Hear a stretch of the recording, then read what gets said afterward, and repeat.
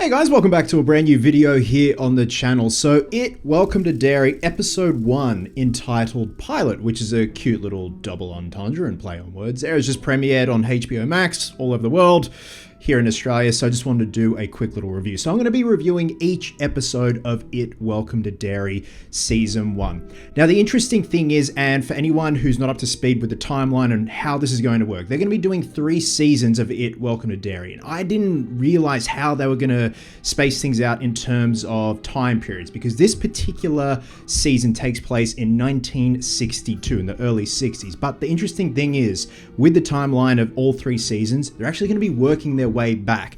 The only reason I realized that is because Total Film today put out a timeline of how this is going to work and how these seasons correlate with Chapter 1 and Chapter 2 and the events that take place there. So you can see what I mean here when they're going to be working their way back. So 1962, It Returns, which is what we're currently on with Season 1, called the Black Spot Fire, the period which takes place around that particular event.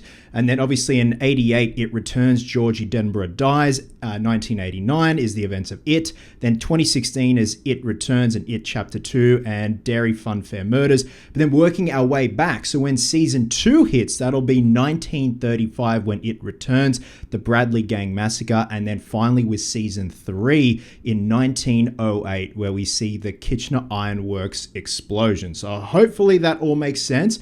Pretty interesting how they're working their way back, but I dig it. It's something a bit different. So it'd be cool to see these different time periods and how they handle it and the backstory of Pennywise, or the entity that is Pennywise. So when it comes to episode 1 entitled Pilot, to me, I wouldn't say it really was a nothing burger episode, but it's one of those episodes where it has to set everything up. We got to get used to our characters. We've got to be introduced to our characters. We have 2 different story beats going on. So the opening sequence, it does not hold back. And I really liked it.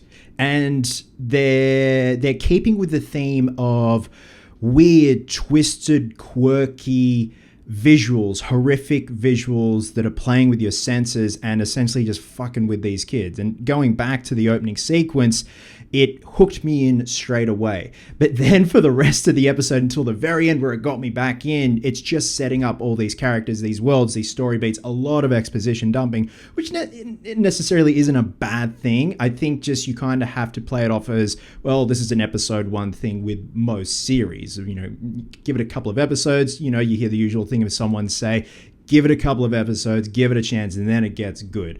So hopefully this is it with just setting up these worlds, but I really liked what I saw.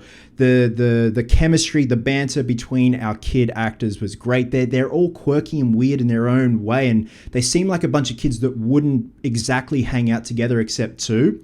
But because they've come together to figure out what has happened to their little friend Maddie and why he's disappeared and why other weird goings on are happening in Derry. And we don't see Pennywise at all in this one, which I kind of appreciate. They're not like blowing their load all at once. And we were warned about that he's not going to rock up in the first 5 minutes of episode 1. But you feel his presence. You feel he's coming. You can feel he's there even though he's not, with what he's doing to these kids and putting them through and just really fucking with their minds. But yeah, our main cast of young characters, we've got Teddy, Phil, Lily, and Ronnie, and they vow to figure out why so many kids have gone missing in Derry and why they've all been experiencing strange phenomenons. And meanwhile, with our other story beat, we have Major Leroy Hanlon, who arrives at Derry Air Force, where he navigates a chilly reception from his fellow airmates, and something just isn't right. Something isn't sitting right on the base. And he's got quite a bit of a backstory. Again, a lot of exposition dumping, but so far, so pretty good. Again, wouldn't say this was a nothing burger of an episode, but it's just setting up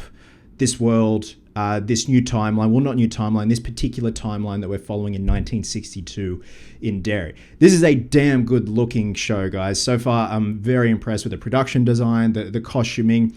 You definitely can feel there is a TV budget, which is fine. Like, it's not going to have a feature film budget like Chapter 1 and Chapter 2. Now, like I said, the beginning and the end were the high points for me. And during the middle, bit of a lull. But again, you kind of got to get used to these characters. And you're not exactly invested just yet because you're getting to know them. The very end did not pull any punches and really got me hooked and excited for episode 2. There were moments where it has elements of like Goosebumps, Are You Afraid of the Dark, where the imagery is almost not childish, but then there are other times where, case in point, the end, where it's a set piece that takes place in a cinema, where it is brutal, it is violent, and it is unforgiving, which I like. They're dropping F-bombs, the kids are dropping F-bombs, which is great. So I like that they haven't sidestepped anything from chapter 1 and chapter 2, and they're keeping that momentum going with the violence, the gore, the unforgiveness. I guess the best way to say it is no one is safe, which is great, no matter what age you are. So I really like that. Not exactly much was going on, but you just kind of write it off as, well, it's, like I said, an episode 1 and episode 2 thing. We've got to get used to these characters, and so far I actually really like them. I like the chemistry with the kids. The other story beat on the airbase, it really wasn't touched on, like it really didn't feature a lot in this episode, but you got James Remar as well in this show, which is always a treat. I love him as an actor. But yeah, you definitely can feel Pennywise's presence there, and he's coming, he's brewing, so yeah. I'm excited for episode 2, guys, but with that, I'm going to be giving episode 1, entitled Pilot of It, Welcome to Derry, 3.25 out of 5. Now, I actually am watching this episode again tonight in the city. There's a special screening of episode 1, and we've got like the scary version. There's a normal version where you're all comfortable, and I think you got like fluffy pillows and everything, and then a few hours later, there's the scary version. So I think they're gonna have people running around the cinema. It's at the Hayden Orpheum on the other side of town. So I think they're gonna have people running around the cinema, scaring you and stuff like that. So I don't know. I'm just keen anyway for the experience, but it dropped like an hour ago, so figured I may as well watch it in the comfort of my own home, do my review, and that way I can enjoy tonight. So I'm actually keen to watch it again, because there are certain things that I feel like I need to see the second time around. Just little story beats to pick up the second time around.